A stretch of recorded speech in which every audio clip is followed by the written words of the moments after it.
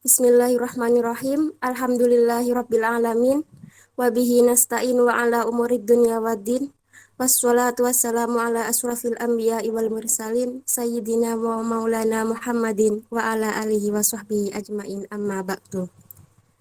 Pertama-tama, marilah kita panjatkan puji syukur kehadirat Allah Subhanahu wa taala. Berkat rahmat dan hidayahnya, kita dapat bertemu secara virtual pada kajian malam hari ini, yakni tentang karya tulis ilmiah dan tentunya dengan pemateri kita yang luar biasa. Kedua kalinya salawat serta salam semoga tercurahkan kepada junjungan kita Nabi Muhammad SAW, sang revolusioner sejati yang membawa kita dari zaman jahiliyah menuju zaman yang terang benderang, yakni adinul Islam wal iman. Di sini saya Nanda Holidatur Rahmi selaku moderator akan memandu jalannya diskusi pada hari ini. Untuk itu akan ada dua sesi, yakni sesi pertama penyampaian materi dari narasumber kita, dan untuk sesi yang kedua yakni sesi tanya jawab. Sebelum waktu dan tempat saya serahkan sepenuhnya kepada narasumber, izinkan saya membaca CV dari pemateri terlebih dahulu.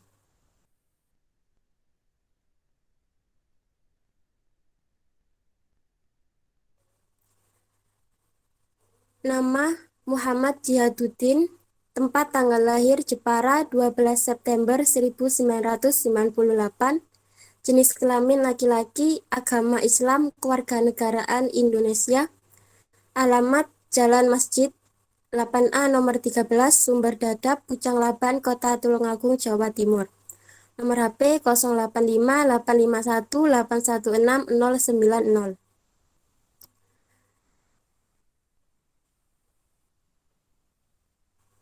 Pendidikan SMK NU Pace jurusan Teknik Sepeda Motor 2014 sampai 2017.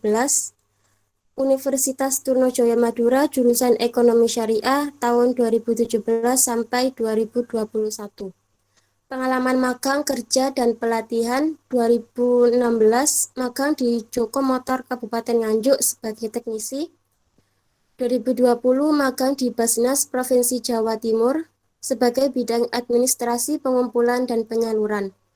2020 asisten fotografer Studio Bangkalan. 2020 pelatihan SKKNI skema kewirausahaan. 2020 sertifikasi kompetensi profesi kewirausahaan industri jenjang 4 BNSP.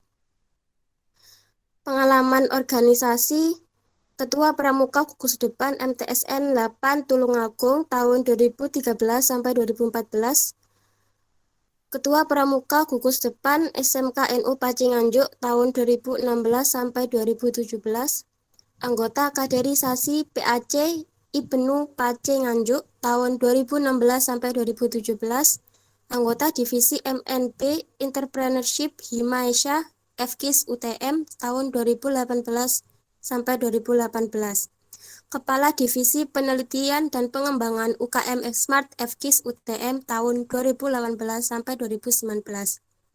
BPH Eksternal UKMF Smart FKIS UTM tahun 2019 sampai 2020 dan seterusnya. Keterampilan public speaking, Microsoft Word, Microsoft Excel, Microsoft PowerPoint, bermusik modern dan sholawat, kemampuan bahasa Indonesia, Inggris, Jawa, dan Madura.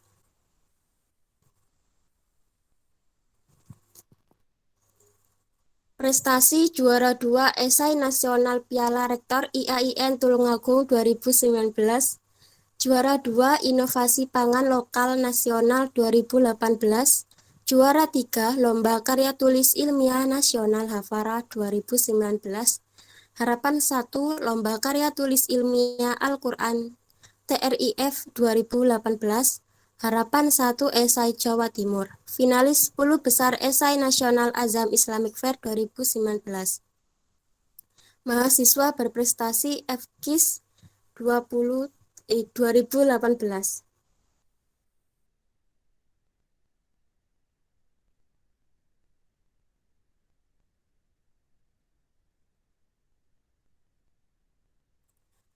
Baik, untuk selanjutnya adalah penyampaian materi oleh narasumber kita kepada Kak Jihad. Waktu dan tempat saya persilahkan. Sebelumnya, petugas share screen dimohon menampilkan PPT-nya.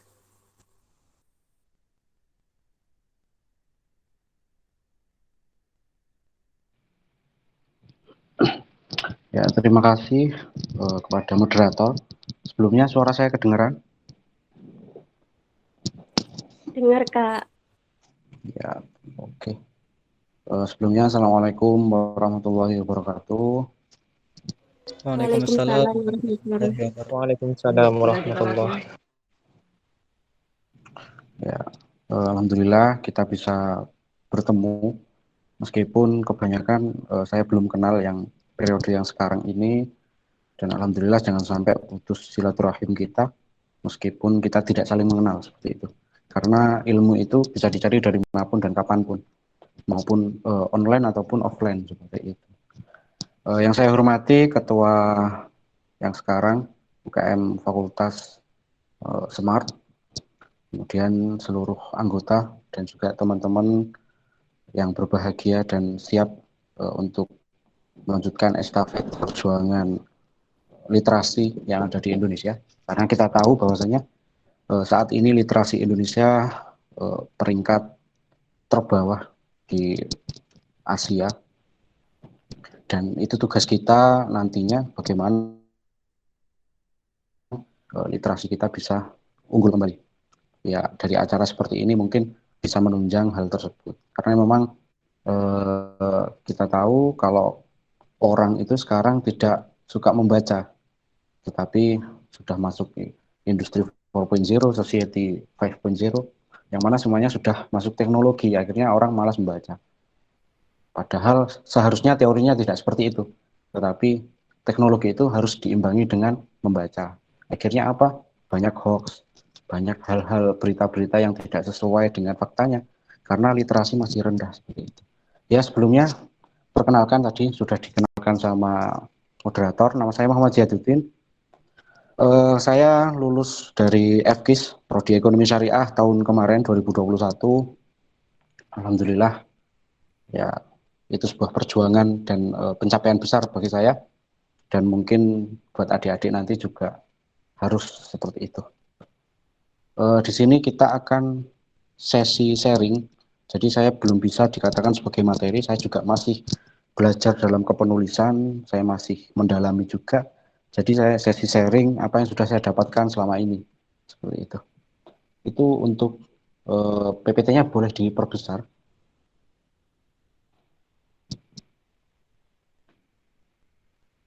Kalau di sini soalnya masih ini, masih tampilan layar layout laptop atau komputer.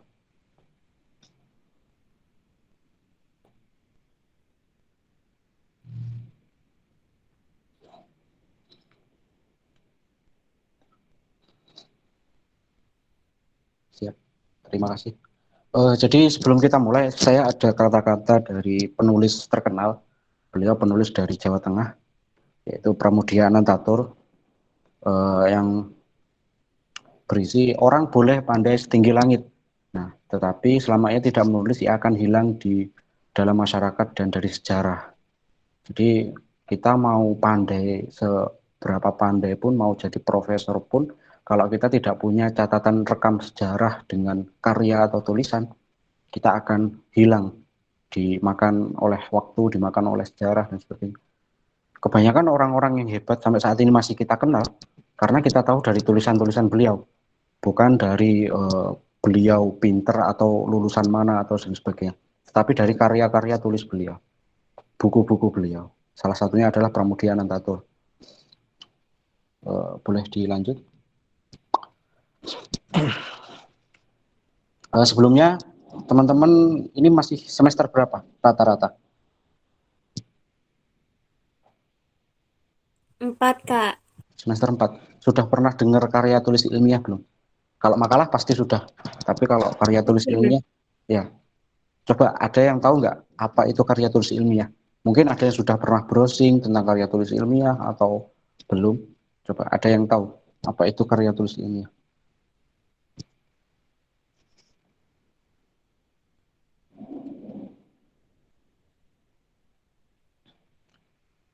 Belum ada yang tahu?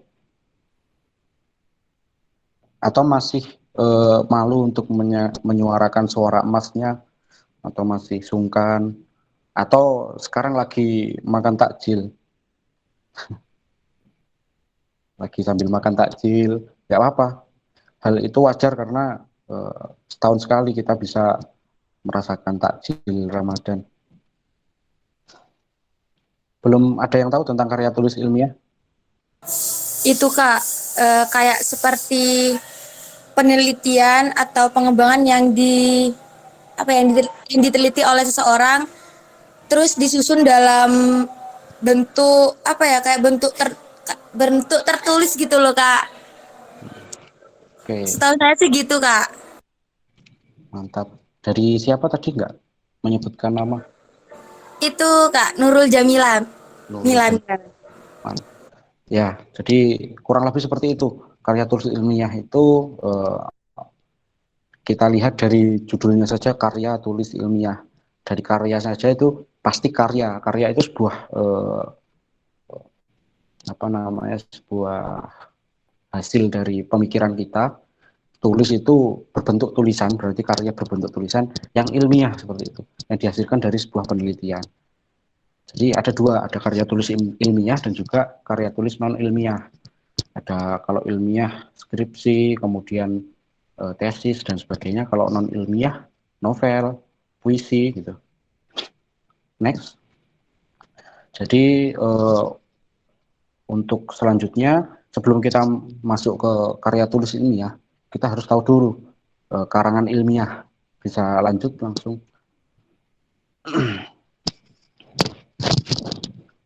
Next. Ya, apa itu karangan ilmiah? Sebenarnya ini juga karangan ilmiah itu isi dari karya tulis ilmiah. Kalau karangan ilmiah itu hanya sebuah karangan, kita mengarang ilmiahnya. Kalau karya tulis itu kita bentuknya sudah tulisan, sudah sesuai dengan eh, apa namanya, sesuai dengan kriteria atau eh, tuntunan untuk tulis menulis. Jadi kemampuan untuk menulis ini tidak cukup berbekal dengan penguasaan pengetahuan atau knowledge atau teknik menyusun, tetapi memerlukan keterampilan yang didasarkan oleh bakat dan kemauan. Jadi nggak cuma bakat. Kalau teman-teman punya bakat tapi nggak punya kemauan, ya bakatnya akan semakin hari semakin terkikis, terpendam, nggak bakalan kelihatan lagi. Tetapi kalau teman-teman punya kemauan, itu bakatnya bisa digali. Jadi kemauan itu lebih utama daripada bakat.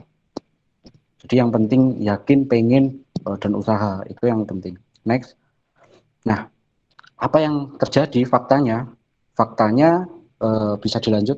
Faktanya banyak mahasiswa yang kurang peduli, mungkin tidak tahu. Jadi kalau kita lihat di khususnya UTM ya, khususnya UTM. Di UTM sendiri peminat dari karya tulis ilmiah itu minim. Padahal jangka panjangnya itu nanti sangat diperlukan dalam teman-teman menulis skripsi, makalah, dan sebagainya. Jadi pengalaman saya, jadi kan saya nulis mulai dari dulu maba nulis, saya puluhan kali ditolak oleh lembaga, oleh lomba-lomba itu saya sering ditolak, dan itu tidak mematahkan semangat saya. Ketika kita sering ditolak, kita tahu apa yang salah di diri kita atau di tulisan kita. Kita nggak hanya satu arah, oh ditolak, selesai sudah, kita ganti nyari lagi, enggak. Kalau saya dulu satu judul atau satu karya ditolak, saya perbaiki karya tersebut, enggak nyari lagi seperti itu. Jadi banyak mahasiswa yang kurang peduli atau mungkin tidak tahu arti penting kegiatan yang berkaitan dengan peningkatan soft skill. Jadi menulis itu juga peningkatan soft skill, enggak cuma kita jadi mahasiswa kupu-kupu, kuliah pulang tanpa ada tambahan skill lagi. Karena nanti di dunia kerja sekarang ini, alhamdulillah kemarin saya lulus langsung dapat kontrak dari lembaga sosial, dan banyak sekali lembaga sosial yang mencari saya gitu, karena memang ada skill unggulan yang saya miliki. Nah, teman-teman kalau nanti jadi mahasiswa kupu-kupu, tidak punya skill tambahan, itu yang akan menjadi problem nanti ketika sampai lulus, gitu. Karena saya pun kemarin ketika lulus nggak ditanyain, Mas Jihad, lulusan S1 apa? Lulusan S1 atau sudah lulus atau belum, nggak ditanyain. Cuma saya punya skill yang bisa diunggulkan dalam segi di kinerja nanti, itu yang dilihat sebagai tambahan positif bagi perusahaan gitu. Jadi saya berharap teman-teman nggak sampai di sini nantinya. Ada tindak lanjut yang bisa meningkatkan soft skill dalam menulis. Jadi nggak hanya menulis juga, nanti mungkin ditambahin teman-teman ikut organisasi, bagaimana mengatur tata kelola organisasi. Itu sangat penting nanti untuk teman-teman di dunia kerja. Apalagi kalau teman-teman sekarang masih semester 4, masih panjang perjalanannya gitu. Next.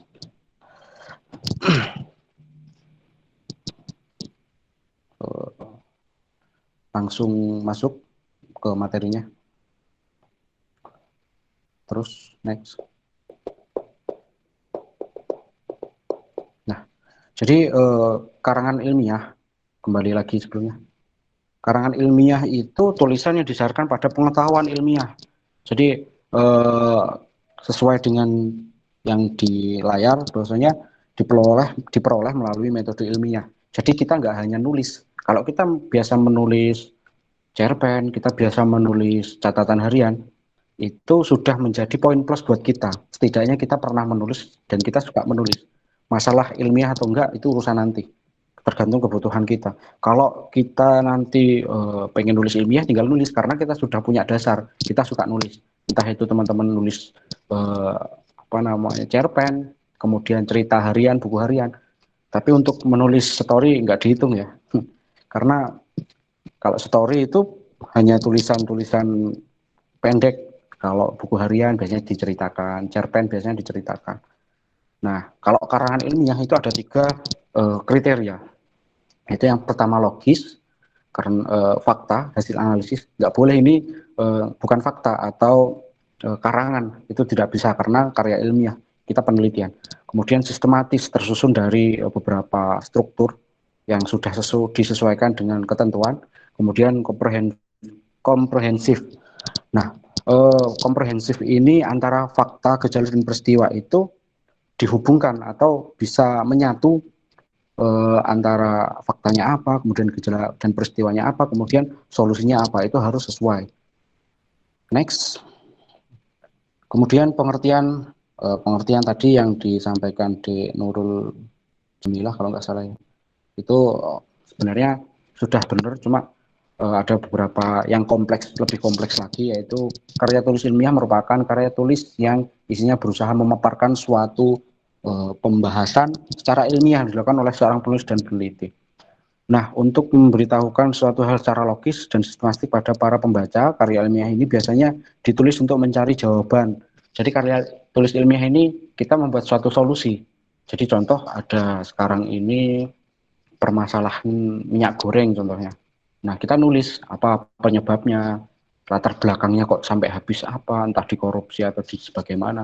Nah, kita membuat solusi. Entah kita solusinya membuat pabrik minyak goreng sendiri, atau kita solusi membuat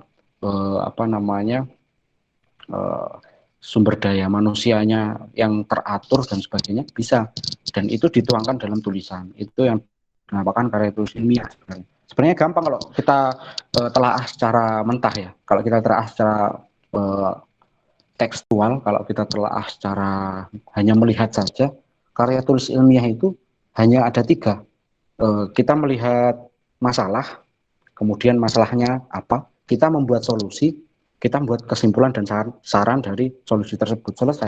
Sebenarnya karya tulis ilmiah itu seperti itu. Hanya saja ada 2. Yang pertama, karya tulis ilmiah itu kita meneliti yang sudah ada, dan kita yang meneliti yang belum ada, atau sebuah gagasan. Itu untuk karya tulis ilmiah. Nanti saya jelaskan di akhir, apa itu yang sudah ada atau yang itu belum ada, seperti itu. Next. Bagaimana kita tahu karya tulis ilmiah kita itu memiliki daya tarik dan keaslian yang super gitu. Yang pertama pasti dilihat dari judul. Kalau judul kita nggak tertarik, otomatis orang itu enggan untuk membaca. Judulnya biasa aja gitu, nggak terlalu menarik. Nah itu biasanya penulis atau pembaca itu enggan untuk membaca, males gitu. Judulnya aja biasa gitu, pasti otomatis isinya sudah diprediksi biasa, padahal kita belum tahu isinya. Nah itu yang dibuka pertama biasanya oleh pembaca. Daya tarik penulis. Penulis harus berusaha membuat tulisannya asli dan menarik, nggak boleh kita kopas, apalagi karyanya. Kalau sumber latar belakangnya kita bisa kopas, kita bisa ngambil dari data, karena itu yang diperlukan. Nah, karya ilmiah supaya menarik itu tentu memiliki hal-hal yang menarik perhatian untuk ditulis dan bukti yang relevan. Buktinya harus ada. Contoh, kemarin yang viral minyak goreng langka. Nah, kita harus punya bukti. Kita harus punya bukti. Buktinya apa? Karena minyak goreng terbuat dari kelapa sawit, kita harus tahu penghasilan kelapa sawit per bulan itu berapa ton, kemudian distribusinya, data distribusi hasil minyaknya itu kemana saja, kemudian pengolahannya, kemudian sampai harganya. Kita teliti itu, kita harus tahu datanya. Biasanya data-data tersebut itu ada di Badan Pusat Statistik. Kita gampang kalau mau nyari data, tapi harus tahu dulu kemana nyarinya. Kalau sudah tahu pasti gampang. Next. Kemudian susunan penyajian. Karya tulis ilmiah itu tersusun atas paragraf demi paragraf yang kompak.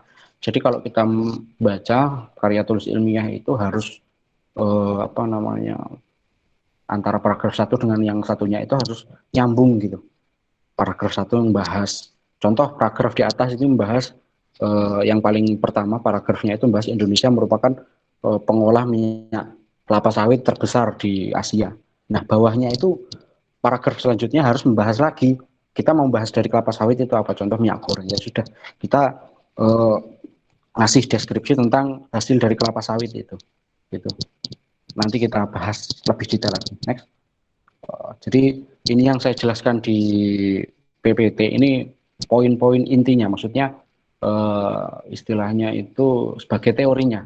Nah biasanya teman-teman bingung kalau hanya teori seperti itu. Nanti saya jelaskan secara ringkas dan secara mudah dipahami gitu. Ini secara rinci dalam teorinya. Itu yang pertama. Kalau ini mohon maaf, yang judulnya ini susunan penyajian karya tulis ilmiah, bukan esai. Nah, jadi beda. Sekalian saya jelaskan, kalau esai itu hanya pendahuluan, isi dan penutup. Nah, ini saya salah judul. Kalau ini ada abstrak, ada bab 1, bab 2. Nah, ini namanya latar karya tulis ilmiah ya. Jadi susunan penyajian karya tulis ilmiah ini ada beberapa, yaitu yang pertama abstrak. Abstrak itu apa? Abstrak itu ringkasan. Biasanya penulis itu beda-beda dalam membuat abstrak. Ada yang membuat abstrak duluan baru bab 1, bab 2 dan seterusnya. Ada juga yang nggak bisa buat abstrak, harus buat bab 1, 2, 3 dulu baru membuat abstrak gitu. Tergantung kenyamanan kita sebenarnya. Kalau kita sudah paham isinya, kita mending buat abstrak, lebih mudah. Tapi kalau kita belum paham nanti kita mau arahnya kemana, penulisnya, hasilnya kemana, mending kita buat bab 1 sampai bab 5 dulu, baru kita buat abstrak. Kemudian ada bab 1, di bab 1 ada latar belakang. Latar belakangnya apa? Kita nyari masalahnya apa? Contoh kita mau membuat solusi tentang langkanya minyak goreng, otomatis di latar belakang menjelaskan tentang langkanya minyak goreng. Kita membuat solusi tentang pendidikan, otomatis kita harus menulis latar belakang bahwasanya pendidikan di Indonesia rendah. Nah, contohnya apa? Sekarang Indonesia minim literasi. Nah, 60% di penduduk Indonesia ini masih buta huruf. Nah, itu masalah. Tapi kita harus punya data sebelum kita menulis masalah. Kalau kita punya data nanti relevan gitu. Orang atau juri kalau menilai lomba kita itu, oh ada datanya, berarti kuat gitu. Dan datanya itu kita harus tahu. Biasanya kalau kita mau ngambil data kepenulisan untuk dibuat tulisan, itu minimal 2 tahun sebelum kita menulis. Contoh, sekarang saya menulis tentang literasi Indonesia yang rendah. Buta hurufnya 60%. Sekarang 2022. Berarti maksimal saya bisa ngambil data itu data pada tahun 2020 seperti itu, 2 tahun sebelumnya. Saya nggak bisa ngambil tahun 2021 karena apa? Bisa jadi itu sudah lama banget dan data sudah berubah seperti itu. Kemudian tujuan dan manfaat, ini biasa pasti kalau teman-teman pernah menulis makalah. Kemudian untuk dua, landasan teori. Nah, kita bisa menentukan teori itu kita dari karangan judul kita juga bisa, kemudian dari apa yang kita mau bahas juga bisa, jadi seperti itu. Jadi kita menulis landasan teori, contoh kita mau membuat tentang membuat solusi pendidikan yang literasi rendah.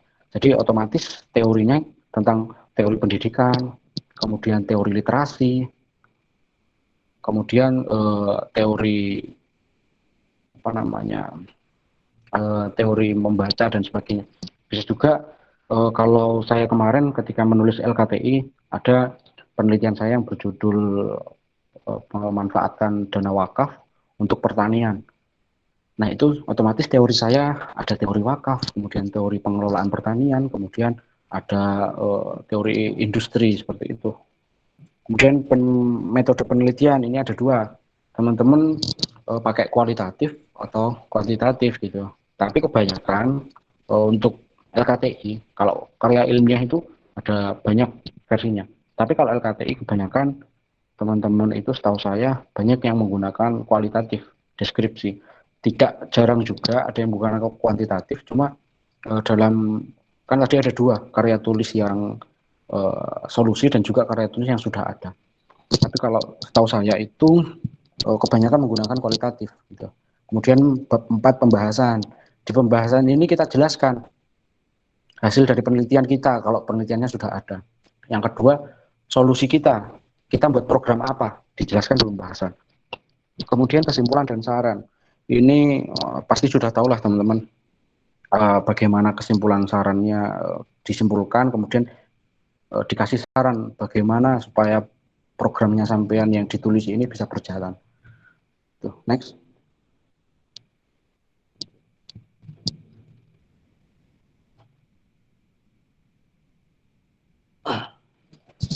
Bisa dilanjut. Langsung saja dipencet-pencet. Ada 4. Oke, stop. Langkah penulisan ini versi saya. Langkah penulisan ini ada 4. Ini yang dulu saya pernah belajar sama guru saya, kemudian saya ajarkan lagi, bukan saya ajarkan lagi, saya sharingkan lagi kepada adik-adik semuanya. Itu ada 4. Yang pertama, kita harus menentukan pendapat atau opini tertentu tentang jawaban atas peristiwa. Ya, sama aja. Sekarang ada peristiwa langkanya minyak kelapa sawit. Nah, solusinya kita apa? Apakah kita mempunyai solusi pengelolaan dalam sumber daya alamnya, atau kita punya solusi SDM-nya, pengelolaan manusianya? Itu tergantung kita punya solusi apa. Kedua, menuliskan latar belakang persoalan atau peristiwa yang memunculkan opini kita. Jadi di latar belakang kembali lagi harus wajib ada data yang menjelaskan bahwasanya contoh minyak goreng langka. Kita harus punya data. Ternyata dari kelangkaan minyak goreng kelapa sawit itu per bulan sekarang hanya menghasilkan 8 ton. Otomatis tidak menunjang minyak goreng di seluruh Indonesia. Itu data. Dan itu bisa diambil banyak di Google. Tapi harus dari sumber yang diketahui, makanya sumber yang relevan juga. Enggak website banyak sekali yang tidak beritanya atau datanya tidak sesuai. Kemudian yang ketiga, menuliskan gagasan dan konsep yang akan kita pakai. Nah, dari latar belakang tadi kan kita nulis tadi ada data bahwasanya kelapa sawit hanya 8 ton per bulan. Padahal biasanya sampai 50 sampai 100 ton. Nah, kita menuliskan gagasan atau konsep. Contoh, berarti kalau permasalahannya seperti itu, kita buat konsep apa nih gitu. Nah, bisa jadi kita membuat konsep reboisasi penanaman kelapa sawit atau pengolahan sumber daya alam yang minim tadi, biar bisa nyampe per rumah di seluruh Indonesia dan sebagainya. Itu nanti teman-teman yang bisa berpikir. Keempat, melakukan evaluasi. Nah, apakah gagasan kita ini masuk akal gitu, dievaluasi. kira-kira implementasinya atau penerapannya gampang atau tidak. Contoh, kita membuat solusi tapi solusi itu di luar akal manusia gitu. Kita membuat solusi tetapi nggak masuk akal. Nah, itu yang nanti dipertanyakan. Jadi kalau kita buat solusi ya buat solusi yang masuk akal. Contohnya apa namanya, buta hurufnya rendah, buta hurufnya sangat tinggi, 60%, otomatis banyak sekali anak jalanan yang nggak bisa baca. Nah, kita buat solusi apa? Kita buat rumah baca. Setiap kabupaten ada cabang-cabangnya rumah baca. Contohnya seperti itu. Kira-kira dapat diimplementasikan nggak? Kalau dipikir sih gampang diimplementasikan gitu. Jadi pikirannya kita kira-kira bisa nggak? Bisa, kita bisa memaksimalkan mahasiswa, relawan, volunteer. Jadi otomatis itu bisa gitu. Kita mikir dulu. Nah, banyak sekali yang nggak bisa gitu. Kemudian selanjutnya, next. Triknya atau tips juga dalam menulis. Ini menulis keseluruhan, nggak cuma karya tulis ilmiah saja. Yaitu ketahui tujuan kita menulis gitu. Kita menulis itu untuk apa gitu. Nah, contoh, kita menulis cerpen, kita menulis novel. Nah, sebelum kita menulis tujuannya kita apa? Menulis ilmiah kah atau non ilmiah gitu. Kalau kita menulis ilmiah ya bagaimana caranya, non ilmiah juga bagaimana caranya. Kemudian buat kerangka tulisan, kita harus tahu kerangka tulisan kalau kita mau menulis ilmiah gimana, non ilmiah gimana, cerpen gimana gitu. Kemudian kembangkan esai, karya tulis ilmiah sesuai struktur. Jadi nggak cuma esai doang, ada sesuai karya tulis ilmiah sesuai struktur. Sebentar ya.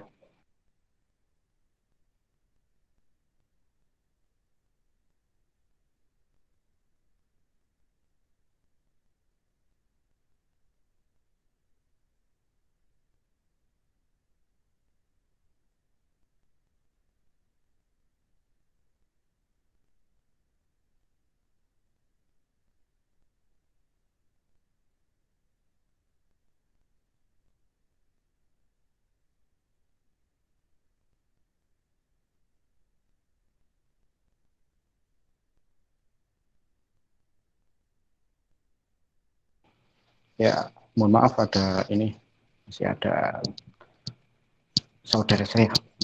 Selanjutnya, pastikan setiap paragraf memiliki kalimat topik. Kita mau membahas tentang rendahnya orang bisa membaca atau buta hurufnya tinggi. Nah, setiap topik atau setiap pembahasan kita sebisa mungkin memasukkan yang berhubungan dengan itu, gitu. Entah apapun tentang data. Yang penting datanya ada gitu. Jangan hanya memasukkan di setiap paragraf, tapi datanya nihil, gitu. Kemudian pilih kosakata yang formal dan objektif. Nah, ini beda lagi dengan cara penulisan ini. Ini kita harus belajar bagaimana kata yang sesuai dengan EYD, kemudian yang formal, kemudian yang objektif, yang baku dan sebagainya. Kemudian gunakan bukti dan contoh yang efektif. Buktinya apa ya? Data tadi gitu. Kalau kita hanya menulis kita nggak punya data. Contoh kita nulis tentang buta huruf, tapi kita nggak punya data buta huruf berapa persen di Indonesia, nggak punya data. Itu nggak akan relevan. Itu bakalan menjadi bumerang buat kita. Nanti pasti kita ditanya sama pembaca. Nah, ini sampai tahu dari mana kalau buta hurufnya 60% gitu, atau berapa puluh persen. Sampai tahu dari mana kalau Indonesia itu buta hurufnya tinggi gitu. Kalau kita nggak punya data, kita nggak bisa jawab gitu. Kemudian gunakan kata transisi untuk menghubungkan gagasan. Kata transisi ya seperti biasanya dari paragraf 1 ke paragraf 2, jadi ada kata transisinya. Contohnya dari di paragraf 1 itu membahas tentang data buta huruf. Nah, paragraf kedua kita jelaskan dari data yang terpaparkan di atas bawahnya kita tahu dan sebagainya, bla bla bla seperti itu. Next. Ya, mungkin bisa di next. Beberapa itu tadi. Ini ada kata-kata yang saya susun sendiri dulu. Ini ya, menjadi acuan saya dalam menulis. Habis ini saya kasih beberapa motivasi, ya. Bukan motivasi, tapi saya sharing bagaimana saya bisa seperti ini. Yaitu kata-kata saya ini ketika proses gagal berkali-kali gitu. anggaplah sebagai pijakan anak tangga yang akan membawamu hingga ke puncak tertinggi. Anggap saja proses kita yang gagal atau berhasil itu anggap kita naik satu anak tangga, kita gagal ataupun berhasil. Pokoknya satu kali kita proses, kita naik anak tangga. Yakinlah nanti ketika kita setiap kali proses naik anak tangga, kita bakalan pasti nyampe ke puncak gitu, puncak tertinggi. Mungkin teman-teman ada yang suka pendaki, jadi saya juga kebetulan suka mendaki. Jadi ketika kita mendaki gunung juga, pasti kita pernah terpeleset, kita pernah kehabisan logistik, kehabisan air, kita pasti ada halangan, rintangan, kita nyasar dan sebagainya. Itu anggap sebagai proses gitu. Yang penting tujuan kita, orang naik gunung itu tujuan kita pulang kembali dengan selamat. Tapi kan kita mau menaik ke atas gunung, ke puncak. Jadi otomatis apapun yang terjadi, kalau kita kokoh, kita kuat, kita sanggup, kita pasti akan sampai puncak. Meskipun dengan banyak kali rintangan, banyak kali halangan seperti itu. Ya, next.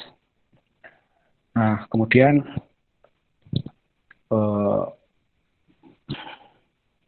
bisa dilanjut. Nah, apa sih benefitnya buat kita gitu? Jadi buat kita benefitnya bisa menjalin relasi dengan mahasiswa kampus lain di Indonesia. Kalau sampai tanya teman saya ada berapa, teman saya ada ribuan. Di kontak saya ada berapa ribu. Itu masih campuran, maksudnya tiap kampus insya Allah teman saya ada dari Universitas Halu Oleo, dari Bali, kemudian UNS, UMS, UNES, dan sebagainya banyak.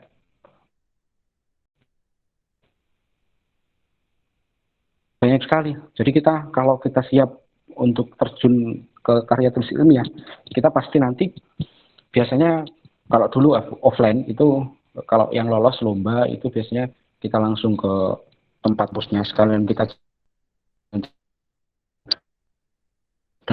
gratis dibiayai sama kampus. Jadi sekalian kita lomba, kalau juara kita disanjung, kalau nggak juara tetap disanjung. Sekalian kita jalan-jalan di kampus orang. Dan kadang juga ada trip kampus atau panitia biasanya memfasilitasi dengan trip gratis di sekitar kota tersebut. Dan itu kalau kita setiap hari kuliah kan, kita setiap hari kuliah. Jadi kita ikut lomba, jalan-jalan, kuliahnya kita bisa nggak ikut, tapi kita tetap dapat nilai. Dan kita nggak ikut gara-gara kita lomba dan jalan-jalan. Nggak cuma lomba saja gitu. Dan itu hal yang sangat luar biasa dalam hidup saya, bisa seperti itu. Bisa jalan-jalan gratis, uang lagi sama ke fakultas. Nah, semoga nanti teman-teman atau adik-adik ini akan menjadi penerusnya, yang akan meneruskan perjuangannya senior-senior. Apakah hanya saya gitu? Banyak senior-senior UKM Smart yang melalang buana ikut lomba. Kalau saya kan lebih ke karya tulis ilmiah dan juga esai. Ada yang menonjol ke puisi, ada yang ikut lomba-lomba business plan dan sebagainya. Banyak bidangnya. Nah, bagaimana saya bisa seperti ini? Ini saya sharing. Jadi teman-teman mumpung semester 4, apalagi kalau ada semester 2 malah bisa dimulai dari semester. Jadi dulu itu saya membuat planning di awal. Memang saya dari guru saya memang disuruh seperti itu, dari senior saya. Membuat planning outline, mau ngapain sih sampai selama 8 semester di kampus itu mau ngapain gitu. Jadi saya yang buat planning itu, contoh semester 1 saya fokus untuk kuliah dan pengenalan kampus dulu. Saya dulu seperti itu. Kemudian semester 2 saya ikut organisasi, kemudian saya belajar apa yang saya suka. Semester 3 saya fokus organisasi sampai semester 4. Semester 4 nanti fokus untuk prestasi, bukan fokus dan sebagainya. Dari semester 6 kita fokus skripsi dan sebagainya. Semester 7 fokus skripsi. Jadi kita buat tulisan-tulisan seperti itu. Dan itu kita tempel di tembok kos atau di yang pokoknya biasanya sering kita lihat setiap hari. Kita harus ingat itu tujuan kita. Nah, kalau kita nggak menulis seperti itu, ya otomatis kita akan nggak terarah gitu. Kita mau ngapainnya nggak terarah. Kalau kita tulis seperti itu kan, oh sekarang semester 2, berarti saya fokus ini, fokus itu. saya fokus organisasi, fokus prestasi. Jadi ketika kita ambisius dalam prestasi, untungnya kemarin saya tidak terlalu ambisius dalam IPK. Karena apa, nanti ketika kerja itu nggak penting ditanya IPK berapa. Tetapi tidak menutup kemungkinan kita harus memperbaiki IPK juga. Karena memang itu diperlukan juga. Contohnya yang bidik misi pasti butuh itu. Tetapi saya dulu nggak pernah menuliskan bahwasanya semester ini saya harus IPK segini, nggak seperti itu. Tapi proses saya ketika di kampus. Jadi ketika berjalan, kita harus membawa apa yang kita lihat gitu, sebagai bekal kita. Oke, mungkin untuk terakhir tentang karya tulis ilmiah, intinya tadi kita ada dua, saya kembalikan lagi, ada dua karya tulis ilmiah. Yang pertama, karya tulis ilmiah yang sudah ada, yang sudah berjalan gitu. Contohnya apa? Seperti skripsi. Biasanya skripsi seperti itu. Seperti penelitian skripsi saya tentang pandemi. Jadi saya skripsi itu meneliti tentang pandemi, karena pandemi pedagang jadi rugi dan sebagainya, saya meneliti itu. Contohnya seperti apa? Contoh kita menulis yang sudah ada hasilnya. Jadi contohnya kita ada latar belakang atau masalah duta baca. Apa namanya kok duta baca? Tingkat literasinya rendah. Nah, solusinya kita membuat rumah baca. Tapi rumah baca kita sudah berjalan gitu. Dan rumah baca kita sudah berjalan, kita teliti itu. Kira-kira efektivitasnya berapa persen.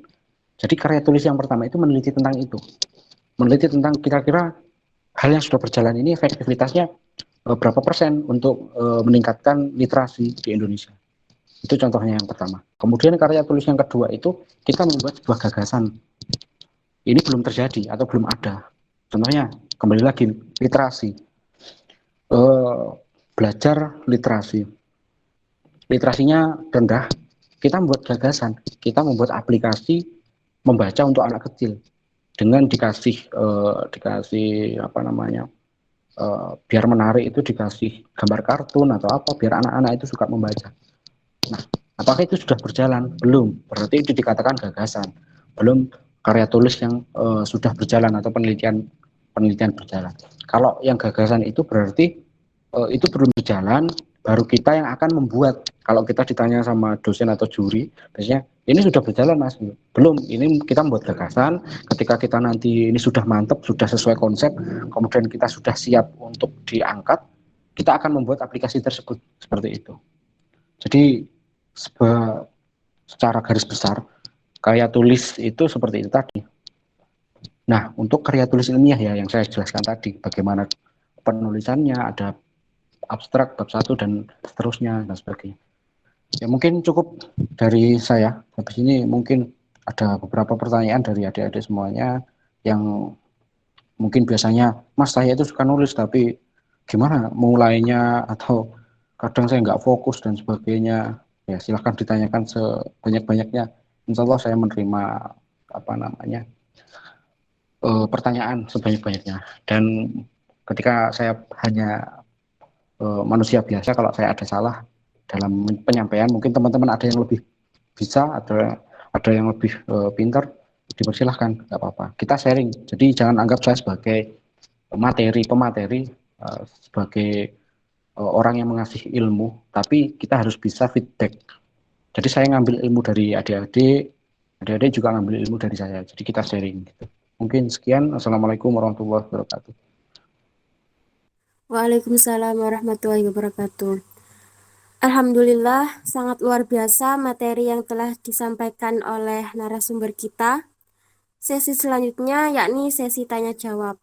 Mungkin dari teman-teman ada yang ingin bertanya, bisa raise hand terlebih dahulu. Saya maksimalkan untuk 3 pertanyaan.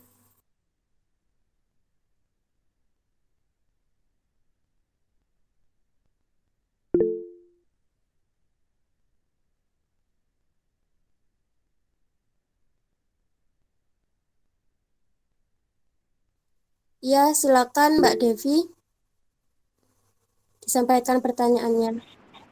Baik, terima kasih atas waktu yang telah diberikan. izin bertanya Kak Jihad, karya tulis ilmiah itu kan erat kaitannya dengan penelitian. Nah, bagi pemula itu tantangan terbesar menurut saya itu di penelitian itu, Mas. Seperti metode pendapatan memperoleh datanya seperti itu. Nah, mungkin ada tips Mas untuk pemula seperti saya agar mudah melewati bab 4 tersebut. Seperti itu Mas pertanyaan saya. Terima kasih.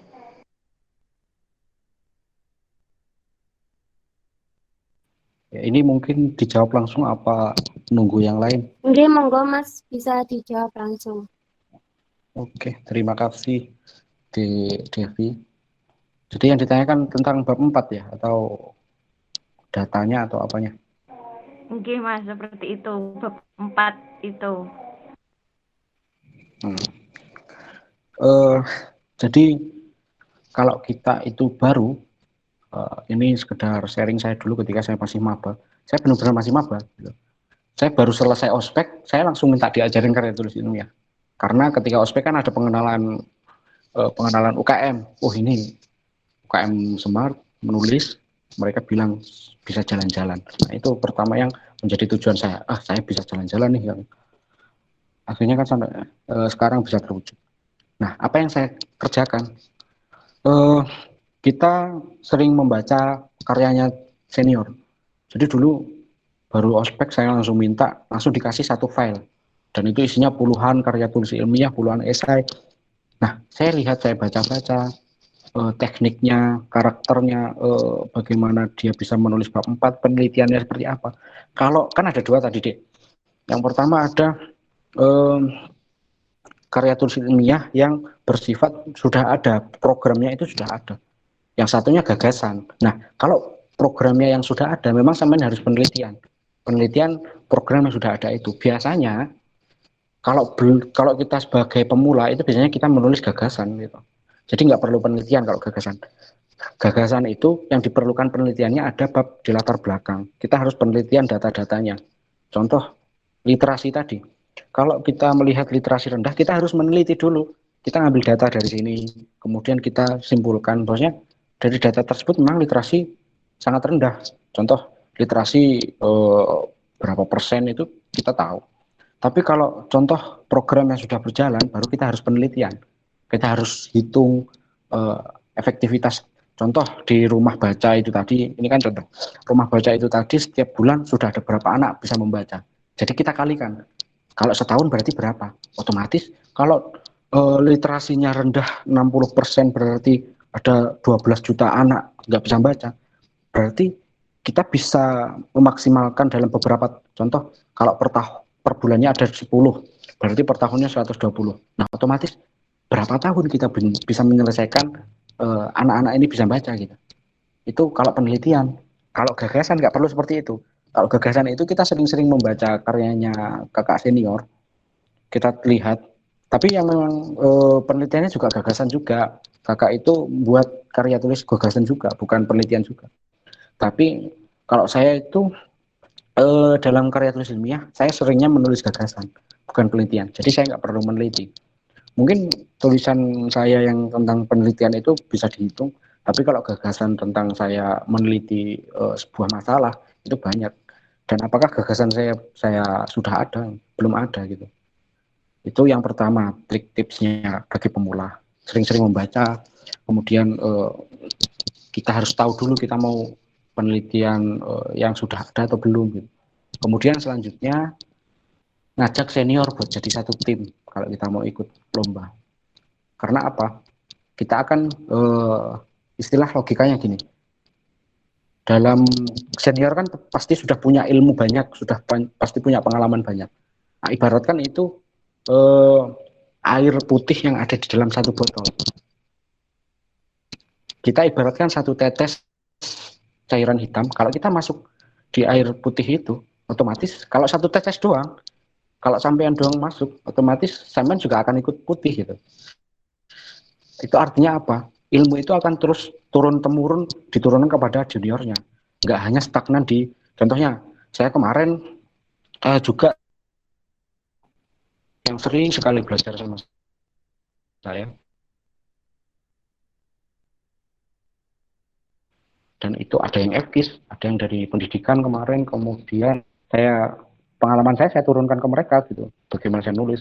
Dan kemarin saking gini, bahagianya saya itu ketika mendengar teman saya itu, dia ngechat saya, Assalamualaikum Mas, alhamdulillah saya juara 1, saya juara 3 di lomba karya tulis ini itu.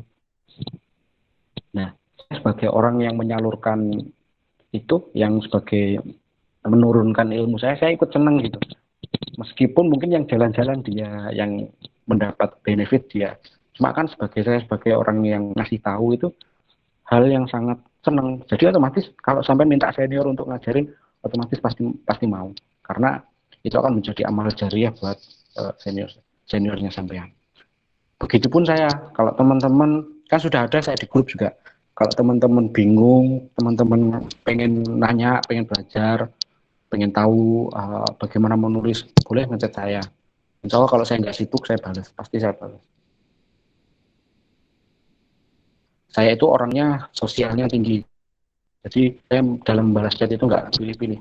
Kenal atau belum, tapi dalam hal positif. Tanya karya tulis. Kalau dalam hal yang tidak dimasukkan dalam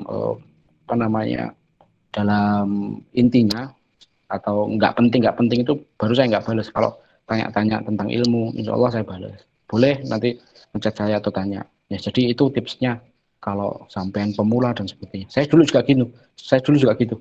Saya malah gabungnya itu bukan sama senior FKIS. Saya awal sekali nulis, saya semester 2. Semester 1 sudah nulis, tapi nggak pernah lolos. Akhirnya mikir, semester 2 pertama kali saya gabung itu dengan senior saya, yang satunya orang Kudus, yang satunya orang Tasikmalaya. Beliau berdua itu, yang satu dari Fakultas FEB, manajemen, yang satunya dari Sasing. Nggak ada yang FKIS saya sebagai adiknya. Nah, itu saya manfaatkan. Saya gabung dengan mereka. Saya kenal karena saya jadi pengurus asrama, beliau juga pengurus asrama. Nah, saya sebelum beliau lulus, saya ngambil sebanyak-banyaknya ilmunya gitu. Nah, itu bisa dimanfaatkan teman-teman. Kalau punya senior yang seperti itu, diajak ngopi aja setiap hari. Tapi nggak cuma ngobrol-ngobrol yang nggak bermanfaat. Ngopinya ngobrol yang manfaat gitu. Ya, mungkin itu masukan atau tipsnya kalau dari saya, pengalaman saya. Terima kasih. Berarti itu untuk pemula lebih disarankan untuk yang gagasan itu nggih Mas? Karena tidak berbasis penelitian seperti itu. Ya, betul sekali. Jadi kita hanya membuat gagasan. Nah, tetapi tetap kita penelitian. Yang diteliti apanya? Datanya gitu. Datanya ini sesuai enggak? Datanya ini relevan enggak? Kan banyak sekali media-media yang memaparkan data-data hoax, data-data yang kurang sesuai. Jadi ada beberapa websnya itu terpercaya atau tidak gitu. Ya, yang web terpercaya ya BPS, Badan Pusat Statistik, kemudian websnya daerah, webnya kabupaten, webnya ini, itu yang terpercaya. Webnya Dinas Pendidikan, ya seperti itu. Kita harus tahu dulu, kita yang diteliti otomatis itu. Kemudian kalau gagasan, kita harus tahu dulu, kita kan membuat gagasan. Nah, kira-kira gagasan kita ini logis nggak untuk diimplementasikan? Logis nggak untuk dijalankan nantinya? Kalau kayaknya terlalu mengada-ngada, terus kurang logis, ya mending kita nyari gagasan lain gitu. Kalau gagasan memang seperti itu. Dan minimnya lagi kalau gagasan, itu ketika kita nanti lomba, biasanya pasti banyak diserang sama juri. Karena kadang gagasan kita harus benar-benar terkonsep, benar-benar matang, dan benar-benar siap untuk dijalankan gitu. Kalau yang sudah berjalan itu gampang, paling cuma ditanya gimana kendalanya dan sebagainya. Memang lebih condong ke yang sudah berjalan. Cuma memang itu kalau buat pemula berat, kita harus penelitian. Apalagi kalau kita nggak punya program. Tapi kalau sampean punya, contoh gini aja. Kalau sampean punya komunitas, kalau di dunia sosial itu, contoh sampean punya komunitas berbagi. Nah, itu aja bisa itu diteliti. Itu program yang sudah ada. Cuma kalau sekarang ini disarankan program-program yang baru gitu. Program-program yang fresh. Karena sekarang dunia teknologi, kalau bisa program-program yang berbasis IT gitu. Saya kemarin pernah membuat program berbasis, teman-teman mungkin nggak paham, berbasis IoT dan juga pokoknya ini ngomongin teknik gitu, berbasis IoT atau berbasis apa kemarin. Jadi saya kolaborasi dengan anak teknik. Jadi kita membuat program, dan ini belum berjalan. Kita hanya mendesain saja. Kita mendesain aplikasinya, kita mendesain konsep berjalannya itu program. Jadi itu program penyiraman tanaman secara secara otomatis. Ketika tanaman kadar airnya sudah habis, otomatis akan menyiram sendiri. Itu program dan berbasis IT. Dan itu banyak diminati. Cuma minimnya karena memang hanya gagasan dan konsep kita kemarin memang kurang. Nah, kalau teman-teman nanti buat program yang berbasis gagasan, itu dikonsep secara matang, nanti kerja sama-sama siapa, konsep programnya nanti bagaimana.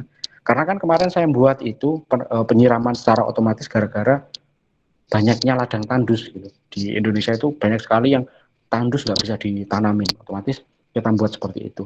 Jadi itu penyiraman buat tanaman yang akan otomatis ketika kadar air di tanah itu sudah habis gitu. Dan kita itu ngambil dari air sungai dan sebagainya. Itu konsep luar biasa kemarin. Cuma saya teruskan karena memang saya sudah lulus dan itu anak teknik juga sudah sekarang sibuk masing-masing. Ya mungkin itu deh. Terima kasih.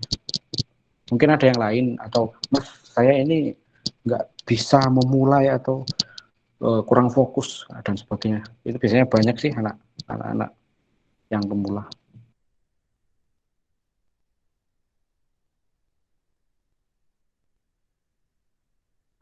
Oke, baik Mas, terima kasih atas jawabannya. Oke, sama-sama. Terima kasih Mbak Devi atas pertanyaannya. Saya persilahkan untuk teman-teman jika ada yang kurang dipahami bisa raise hand terlebih dahulu.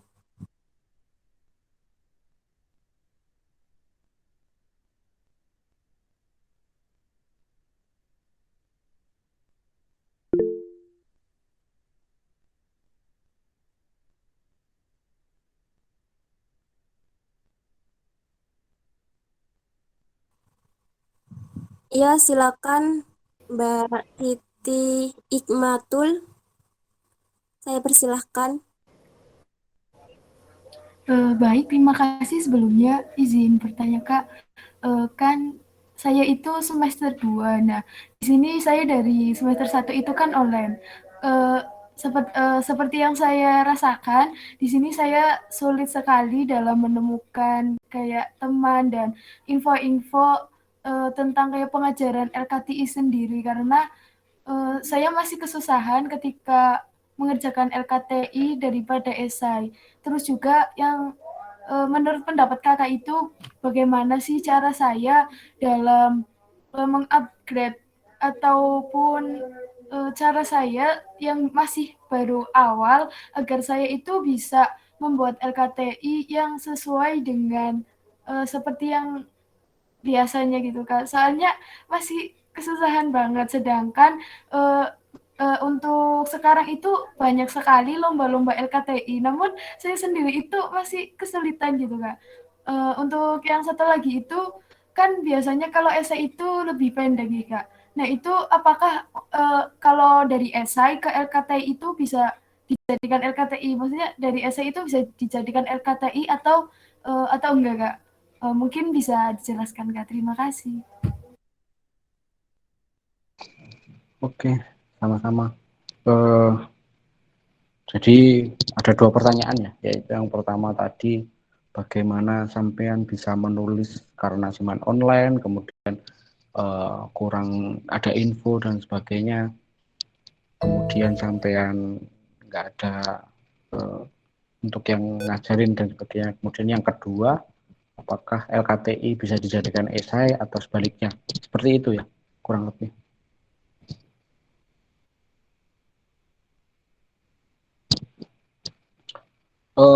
Untuk yang pertama, sampean semester 2, kemudian sampean online, nggak pernah ketemu orang. Bukannya nggak pernah ketemu orang ya, maksudnya jarang ketemu senior dan sebagainya. Bagaimana sampean bisa tahu, sampean bisa belajar sampean tahu info. Ya, untuk saat ini sampean sering-sering gabung kegiatan seperti ini. Dan saya harap kalau dulu saya di UKM Semarang itu setiap minggu sekali ada kajian. Setiap seminggu sekali, hari Kamis kalau nggak salah dulu, kalau nggak hari Selasa. Dan kebetulan saya yang mengadakan kajian. Nah, mungkin nanti buat teman-teman bisa diadakan seperti itu. Karena memang dibutuhkan sekali, apalagi maba-maba yang sering online gitu. Biar mereka juga punya tempat untuk berkeluh kesah karena nggak bisa menulis, belum bisa menulis. Jadi itu yang pertama. Kemudian yang kedua, kembali lagi ke yang tadi. Nanti mungkin saya share juga esai saya, LKTI saya. Mungkin bisa dibaca oleh teman-teman nanti. Dan juga teman-teman minta aja ke senior-senior yang lain tentang LKTI-nya, esainya, nanti dibaca-baca. Hanya untuk dibaca-baca dan dipelajari, bukan untuk dimodifikasi. Nah, nanti dengan membaca itu otomatis sampean pasti paham sendiri. Dan sering juga sharing dengan senior yang sudah tahu. Mungkin kalau sungkan sama saya kan sudah di grup, boleh nanti ngechat saya, Mas, ini untuk biasanya kalau adik-adik kemarin itu ngechat saya hanya untuk koreksi, untuk minta dikoreksi, kemudian minta judul ini sudah sesuai nggak Mas, sudah menarik atau enggak gitu, atau Mas gimana caranya ini, nggak masalah. Selagi saya nggak sibuk, saya balas pasti. Kalau meskipun saya sibuk, biasanya malam baru saya balas. Itu yang pertama.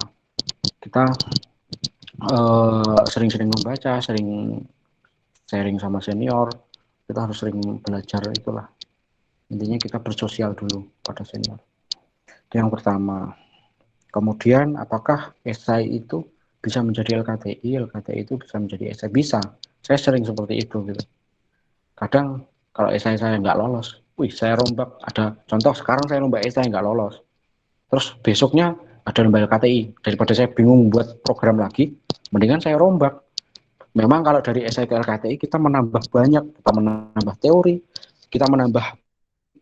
Kalau esai kan singkat. Kalau di LKTI itu kita harus dideskripsikan lagi secara rinci lagi. Kemudian kita membuat abstrak lagi dan sebagainya, bisa. Tapi kita harus secara ditambah lagi, tetapi biar orang lebih paham lagi gitu. Lebih enak itu kebalikannya biasanya saya ikut lomba LKTI nggak lolos, besoknya ada lomba esai, ya LKTI saya jadikan esai, tinggal kopas-kopas. Itu gampang banget malah. Cuma kalau teman-teman dari kan pasti teman-teman ketika nggak lolos pasti kan dievaluasi dulu.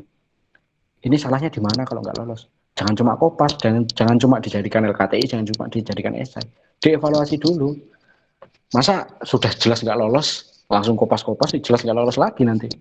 Kalau saya kemarin nggak lolos LKTI, saya jadikan esai, lolos, malah juara. Karena saya evaluasi lagi, saya ubah tekniknya, saya ubah programnya, ternyata kurang rinci gitu. Ternyata kurang, ada yang kurang gitu. Datanya ada yang kurang, ada yang kurang. Dan saya nggak bosan-bosan untuk minta diajari sama senior saya, Kak, ini revisi dong gitu. Minta tolong dong ini. Kira-kira sudah penulisan saya sudah bagus belum? Kalau beliau sudah bilang, oke, kirim, baru saya kirim gitu. Enggak, saya langsung kirim dari kemarin yang nggak lolos. Bisa itu. Dengan catatan kalau sudah juara, jangan diikutkan lomba lagi. Itu. Kalau biasanya panitia itu setelah dia menjadi juara, datanya sampean dan juga karyanya sampean itu diupload di jurnal. Nah, otomatis nanti kalau sampean ikut lagi dan ketahuan, otomatis didiskualifikasi. Gitu. Ya, itu deh mungkin kalau kira-kira kalau sudah atau belum menjawab, masih bingung, nggak apa-apa, tanya lagi. Intinya, yang pertama tadi sampean harus sering-sering membaca, kemudian sering-sering sharing sama senior, karena sampean nggak kenal, ya udah ikut-ikut kegiatan ini, otomatis nanti pasti kenal sama yang lain. Kalau bingung lagi, ngechat saya itu di grup kan sudah ada nomor saya sudah di grup. Boleh ngechat saya, asalkan dengan tujuan untuk karya tulis, bukan yang lain. Boleh yang lain, mata kuliah dan sebagainya boleh. Kalau saya nggak sibuk, saya balas. Kalau saya sibuk, ya pasti saya balas malamnya gitu. Silahkan. Dan senior-senior yang lain, pasti insya Allah balas kalau saya tanya. eh, menutup kemungkinan karena senior yang lain. Kemarin saya juga pernah berkata sama teman-teman saya, kalau adik-adiknya nantinya chat atau nanya, sebisa mungkin dibalas gitu. Itu. Dan alhamdulillah kemarin ada yang nanya ke teman saya, dan dia nanya data ke saya kirim, dan saya banyak sekali nanti mungkin saya share ke grup ya atau ke panitia tulisan-tulisan saya yang bisa dibaca. Terima kasih.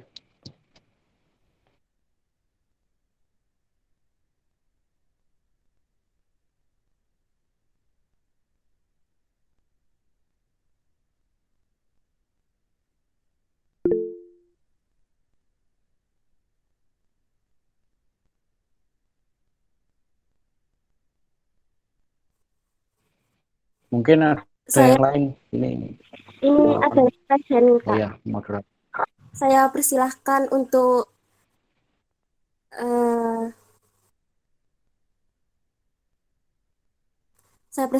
mengajukan pertanyaannya.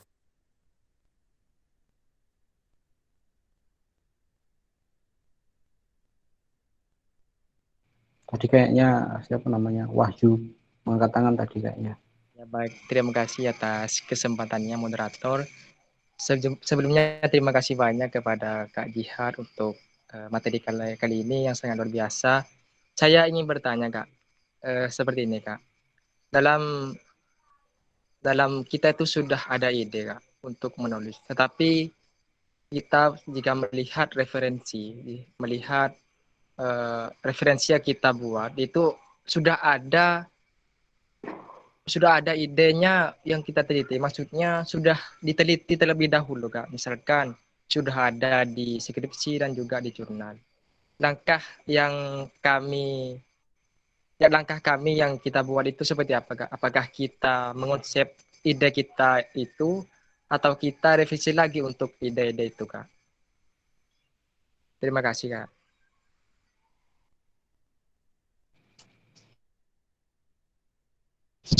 Jadi kembali lagi tadi kan ada dua kayak tulis berbasis gagasan dan juga berbasis sudah penelitian atau sudah ada. Biasanya yang kasusnya seperti itu atau ternyata pembahasan kita itu sama dengan pernah yang dibahas orang gitu dan sebagainya, itu biasanya karya tulis yang berbasis yang sudah penelitian. Jadi dia sudah punya program penelitian, ternyata sudah pernah dibahas orang gitu. Nah, langkahnya apa? Bisa ya, itu yang pertama, kita bisa mengulik yang meneliti dari segi A. Kalau beliau meneliti dari segi B, kita bisa mengulik dari segi A. Otomatis kita nggak bisa kalau harus sama gitu. Kita harus bisa mencari celahnya dulu. Contohnya tentang ekonomi kreatif. Beliau sudah meneliti tentang ekonomi kreatif berbasis syariah di desa ini, di desa A contohnya. Kita nggak boleh mengubah desanya, tapi pembahasan boleh itu sama namanya. Tetapi yang kita ubah apa? Contoh, dia meneliti ekonomi kreatif desa. Nah, kita itu bisa meneliti sumber daya manusianya gitu. Manajemen sumber daya manusia yang menjalankan ekonomi kreatif. Jadi beda antara mereka meneliti ekonomi kreatifnya, konsepnya, tapi kita membahas manajemen sumber daya manusianya. Itu beda. Bisa kita meneliti seperti itu. Intinya pembahasannya jangan sama. Kalau Kak, ini desanya kan sudah beda gitu, nggak bisa. Karena isinya pasti sama, hanya beda desa. Itu yang pertama. Kemudian yang kedua, untuk yang karya tulis gagasan itu nggak mungkin sama gitu. Contoh kita membuat aplikasi, pasti aplikasi buatan kita sendiri. Biasanya kalau bukan buatan kita sendiri, berarti kita pernah melihat itu dan kita keinget, oh kayaknya ini bagus, padahal itu sudah ada. Saya kemarin membuat aplikasi yang saya juara di Tulungagung di IAIN itu, kan kemarin pada tahun 2019 kalau nggak salah, kan pas partai politik atau gencar-gencarnya perpolitikan, pemilihan presiden, bupati, gubernur. Nah itu saya melihat, banyak sekali hoax di sana, hoax di mana-mana, menjatuhkan orang di mana-mana dan sebagainya. Otomatis itu sebuah masalah.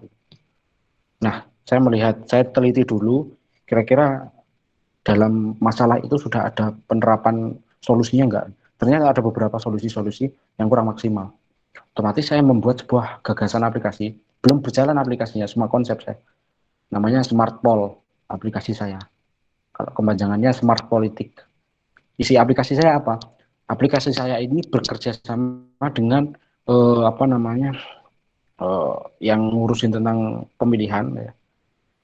Kita bekerja sama dengan pemerintah, instansi pemerintah. Kita bekerja sama dengan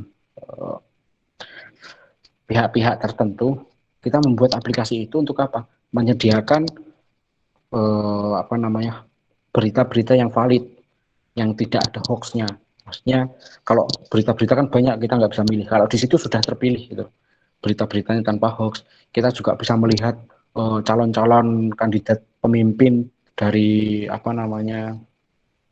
dari rekam jejaknya, kemudian dari kepribadiannya, kita bisa melihat di aplikasi itu. Jadi saya membuat aplikasi itu. Karena memang kendalanya aplikasi itu belum berjalan karena masih gagasan. Nah itu kalau gagasan memang nggak bisa diciplak. Biasanya kalau sudah pernah juara, apalagi panitia pasti tahu itu, oh ini sudah pernah ada, pasti nggak dilolosin.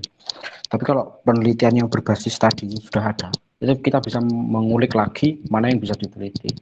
Ya mungkin seperti itu ya, Wahyu. Mungkin masih bingung atau jelas?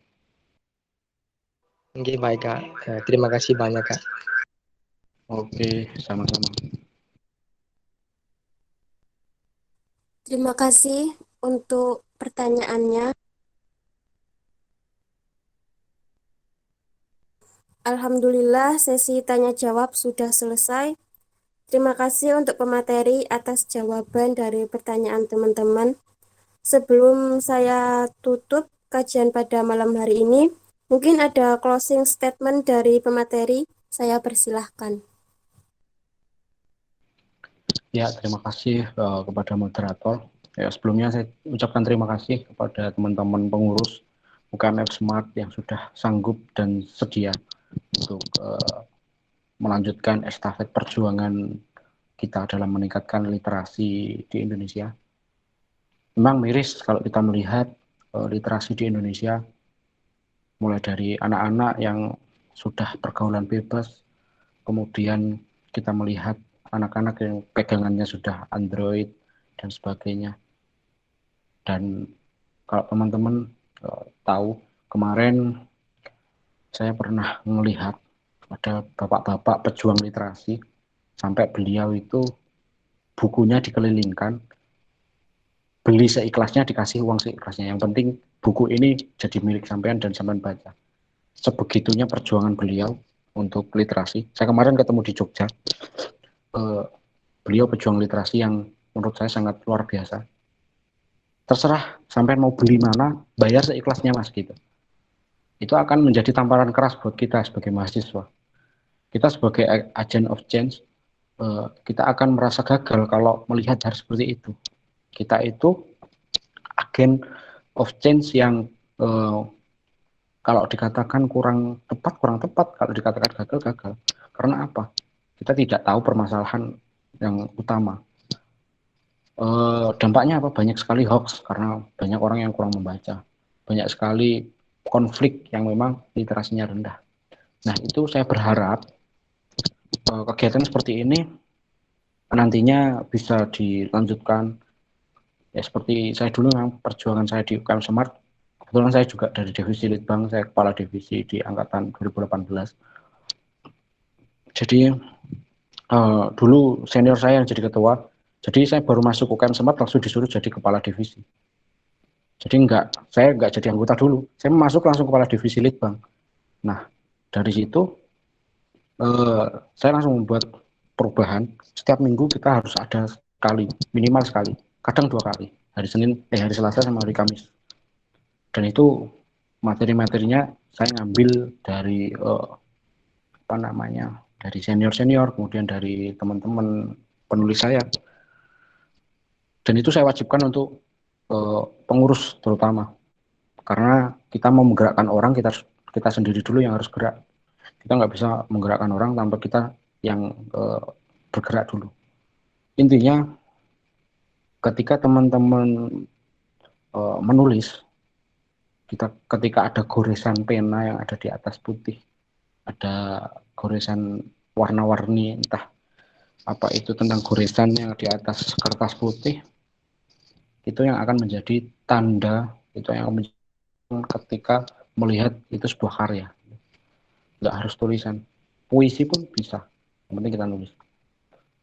Itu akan menjadi orang itu mengingat gitu. Orang akan mengetahui, oh ini tulisan si dia, oh ini tulisan si A, si B. Jadi kalau kita nggak mau nulis, kalau kita nanti pasti meninggal, orang itu nggak tahu. Biasanya itu akan menjadi pahala jariah buat kita sendiri kalau kita menulis. Minimal teman-teman nulis story kehidupannya, bukan di story HP enggak, ya di cerita harian. Itu yang teman-teman tulis. Setidaknya siapa yang akan baca nanti? Anak cucunya sampean. Setidaknya itu menjadi pengalaman yang nanti bisa dipelajari oleh anak cucunya.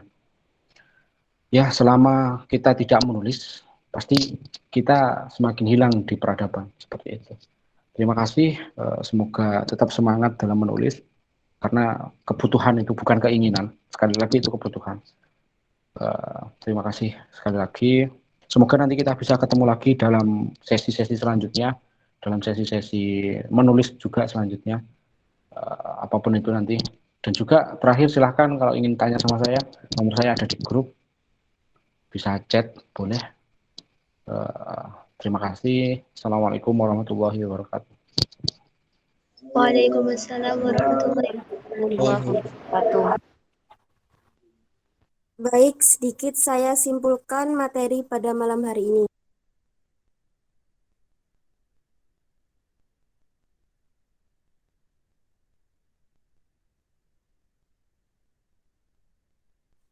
Karya tulis ilmiah adalah tulisan yang didasarkan oleh pengetahuan ilmiah, yang isinya memaparkan pembahasan secara ilmiah yang dilakukan oleh seorang penulis atau peneliti. Kemampuan untuk menulis karangan ilmiah ini tidak cukup bekal penguasaan pengetahuan atau teknik menyusun karangan ilmiah, tetapi memerlukan keterampilan yang didasarkan oleh bakat dan kemauan. Karya tulis ilmiah harus tersusun paragraf demi paragraf yang satu dengan paragraf berikutnya, berkesinambungan karena ada keserasian isi. Sistematika penyajian karya tulis ilmiah, abstrak, bab 1, latar belakang, rumusan masalah, tujuan, manfaat, bab 2, landasan teori, bab 3, metode penelitian, bab 4, pembahasan, bab 5, kesimpulan dan saran. Baik, terima kasih kepada Kak Jihad selaku narasumber kita yang telah memberikan ilmunya kepada kita semua. Semoga ilmu yang telah diberikan bisa bermanfaat dan berkah untuk kita semua. Amin. Dan terima kasih juga buat teman-teman atas partisipasinya pada kajian malam hari ini. Pak Mamat kasih makan burung kenari. Burungnya dijemur di halaman. Kajian berakhir cukup di sini. Salah dan khilaf mohon dimaafkan. Wassalamualaikum warahmatullahi wabarakatuh. Waalaikumsalam warahmatullahi wabarakatuh.